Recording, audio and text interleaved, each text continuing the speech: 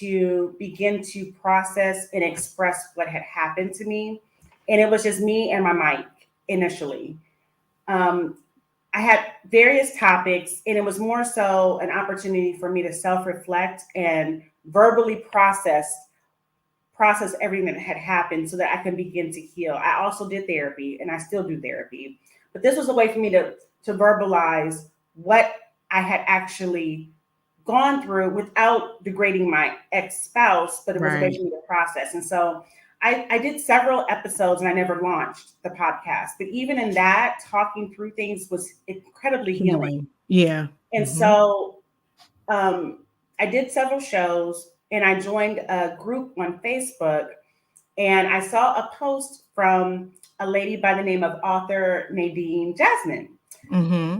better known as MJ with the Dear Sis podcast, and she was looking for a co-host. And so I said, well, let me see if it's something that I could do. I don't know if I'm the person that she's looking for. I had very little experience. And if she was looking for someone who needed very little runway to get up and running and who was experienced, I already knew I was not that person. But if she was Right. looking for someone who was brand new and was looking for an opportunity, I may be the one for her. So reached out to her, ended up getting an audition and winning the co-host spot. And so that was a 6-week stint. We had a great time. And from there, she asked me to be her permanent co-host. And so I agreed. And now I'm on about once a month or so. It's not as consistent as it was during that 6 weeks, but I do show up Right. about once a month. But after that 6 weeks, I said, I want to get back to what I initially started to do, which was to do my own show. And that Right. was how Mahogany Speaks was birthed, was through that Oh my experience. goodness.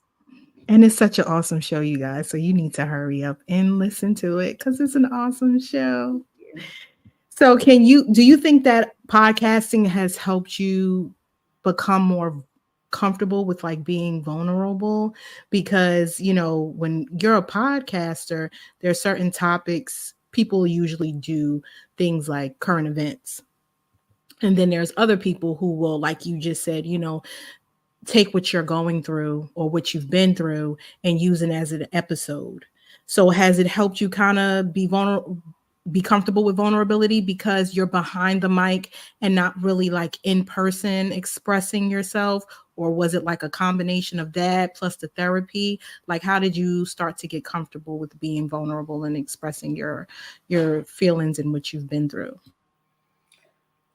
That's a great question. So, first of all, for Mahogany, I have a very narrow mind at times. And it's not because I'm a judgmental person, it's just because I haven't really been exposed to things. I know I've been Right. married twice and divorced twice, but in actuality, I've lived a very sheltered life. Grew up in the church, started working at 15. By the time I was 20, I was in public service, been in public servant for 27 years. Got my undergrad degree, my graduate degree. It's just been my life has been very Structured. streamlined, and I have not Hmm. really gone out of this particular imaginary bubble.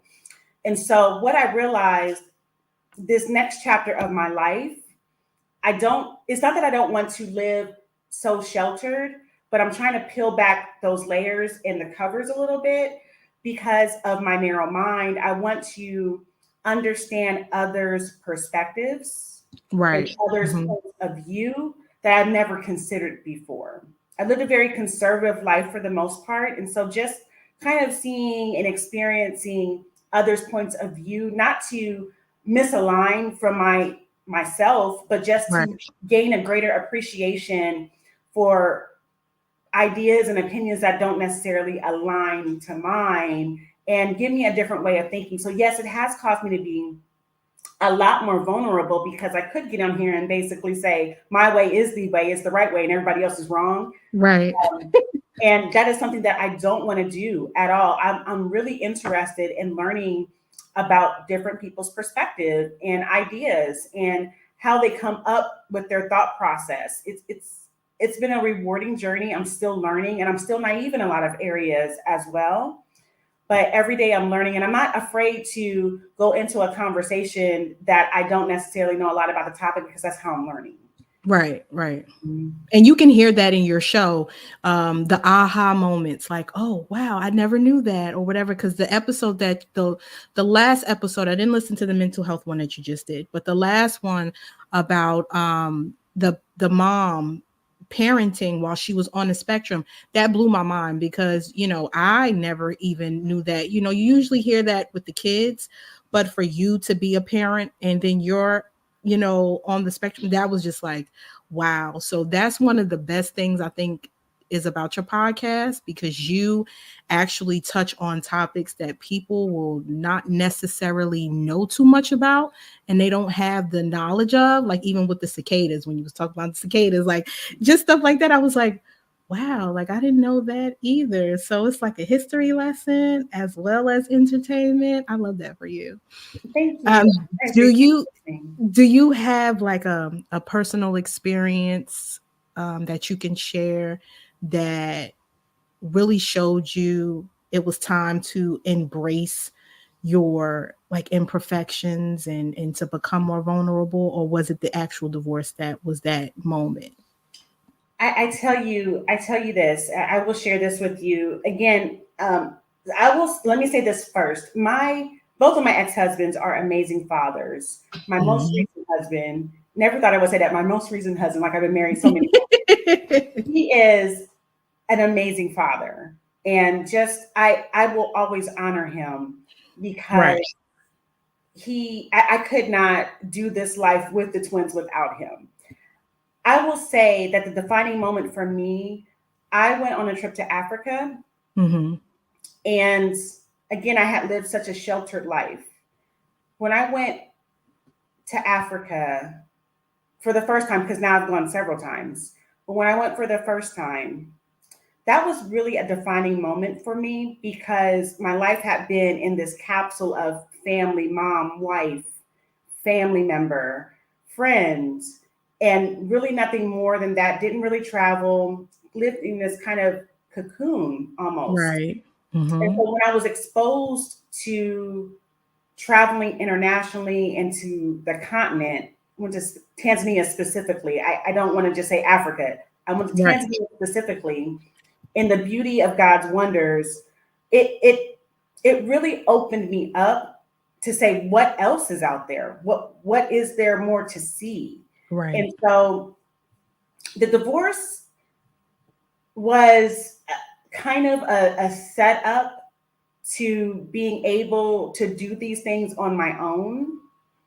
There was a level of I could have gone two ways. I could have just sat, been depressed, and stew over what was happening in my life.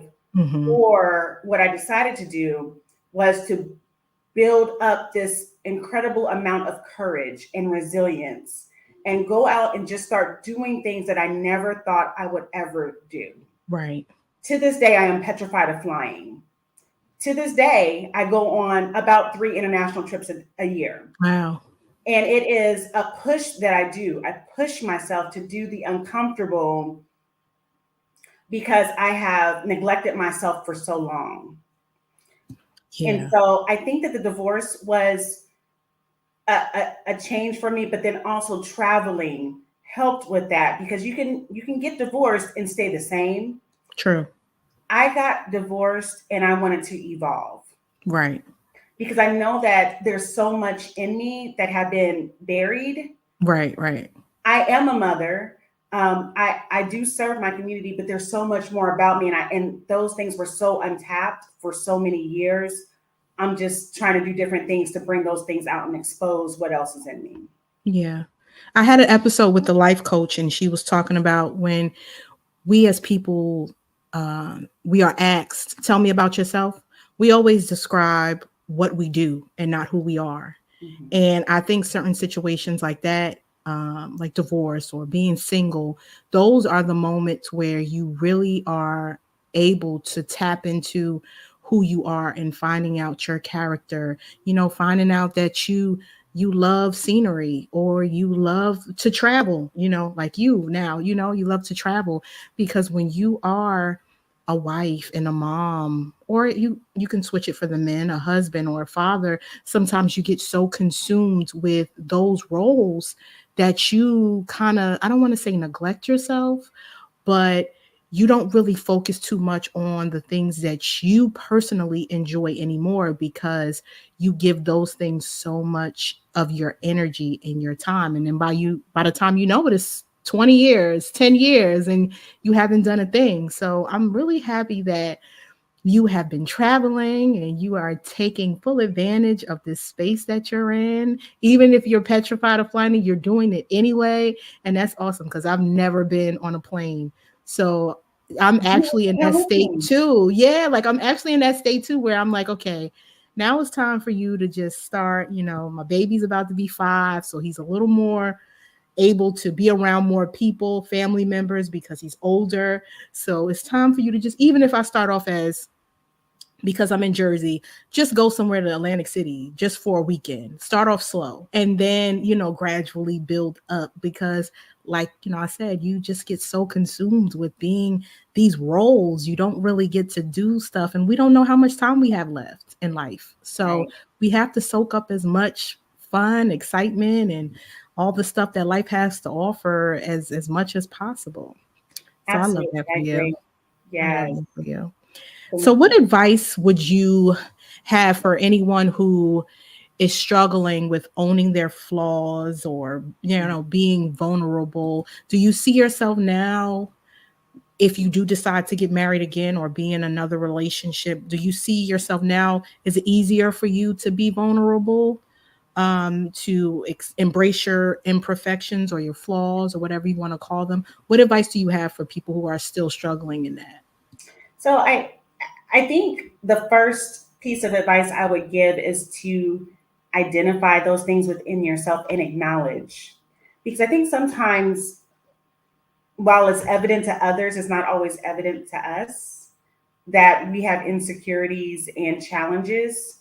Right. Um, if you find yourself overly jealous of people, if you find that you are overly critical of others, if you find yourself highly competitive over small things, even down to my shoes look better than yours. Right. You know what I mean? There's some things going on internally that you probably need to recognize and acknowledge. Start from there, do some self reflection. I had to do that, right? I'm not saying that I fell into these categories, but what I did do was I, at times, seek reassurance a lot. Not so much now, but that's something that I did because I was insecure in a lot of ways. Right. I shared on a Dear Sis show that I have this insecurity about being in a room of people at a table where I'm supposed to contribute and feeling like I'm not as smart or as sharp as the people at the table. Whether that's the reality or not, that is my feeling. Right. It doesn't necessarily mean that it's true. I had a team member come up to me yesterday and they said, "You are an amazing leader." I didn't ask for it. They just said, "You are an amazing leader." And they gave me the reasons why I didn't ask for it. I wasn't seeking reassurance in that moment, but it caused me to remember what I said on the Dear Sis show about not always feeling as though I'm the smartest person in the room. That is Hmm. an internal insecurity that is burnt in me that I'm dealing with. Right. I acknowledge that. And I think the Hmm. first step is acknowledging I have this issue and I got to deal with that issue because it comes out in different ways. Comes out Right. through the jealousy, the constant reassurance, the competitive, it comes out in those ways. So that would be the first step. I also am a believer in therapy. Yes. And one of the things I mentioned in this last episode that I never want to weaponize therapy against people, but what it has done for me, it has just really opened up my mind to reality and what's in my head. Because there are some things that are in our heads that are not necessarily true, but we store those things and then it's in our head and then it goes into our heart and then we believe it's true and it impacts how we Yeah, see people and it bleeds over into our relationships it and does. friendships and coworkerships and so on and so forth. And so therapy is really helpful with helping us to process, get things out. So it's in our head, getting it out versus it bleeding into our souls and into our spirits and into our hearts. Get it out, Yeah. process it, figure out why I feel the way that I feel, and determine what the next step should be. So definitely, I would say identify within yourself what those things are, do some self reflection, pray about it for sure, and then deal with it. That's what's Yeah. helped me.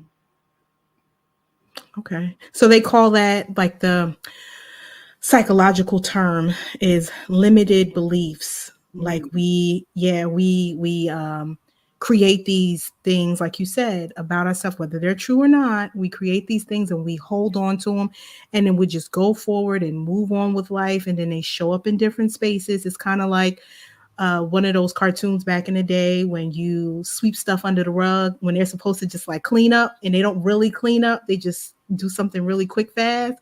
And you see that pile like slowly starting to build up, and then they start tripping over it or something happens like that. That's usually what it looks like when we don't really take those things and process it thoroughly. They start to plant seeds and they grow later on. So I definitely agree with you in regards to therapy, life coaching, whatever it is that you feel comfortable with, because too, it's like journaling.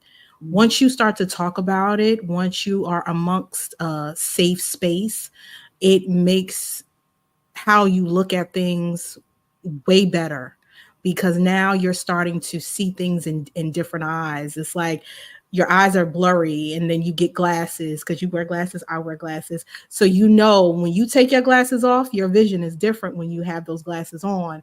And to me, I think that's what therapy is. It's just like seeing life now with new lenses, like in a new life, like a new eyesight, because you are now able to have the tools. So when things do come up, like for example, if you are in a room and you start to feel that way, now you have the tools. Okay, now I need to just ground myself. Let me affirm myself. I am worthy enough to be here. You know what I mean? And then it's better. You're learning to adjust and move forward, as opposed to probably backing down and being a little more, I don't want to say self-conscious, but you feel like kind of intimidated to be in there. Now you're like, okay, yeah, I know I am. This is just a moment. Let me shake it off, but I'm worthy to be here. So I definitely agree with you. And I appreciate you for coming. And this was a super, super exciting episode. And I want you to, before we go, I want you to let the people know where they can find you and listen to this amazing podcast of yours. And I'll give you your time. Oh, thank you so much. So, Mahogany Speaks is pretty much brand new, only about 7 episodes in, but you can find me on Spotify and on Apple and on iHeart. I'm also on Facebook under Mahogany Speaks and Instagram at Mahogany Speaks Show. So make sure you follow me. Awesome job. Okay, you guys, I hope you enjoyed this episode. And as always, I want you to remember you are graced and gifted for a time such as this. You have purpose in this world, and you have been created to do great and amazing things. And as always, I want you to have a good day. And until next time, bye bye. We hope you enjoyed today's episode, and don't forget to leave a review. You can follow Shira on all major platforms and on YouTube at Shira Renee 510. Until next time, spread love, show grace, and shine bright.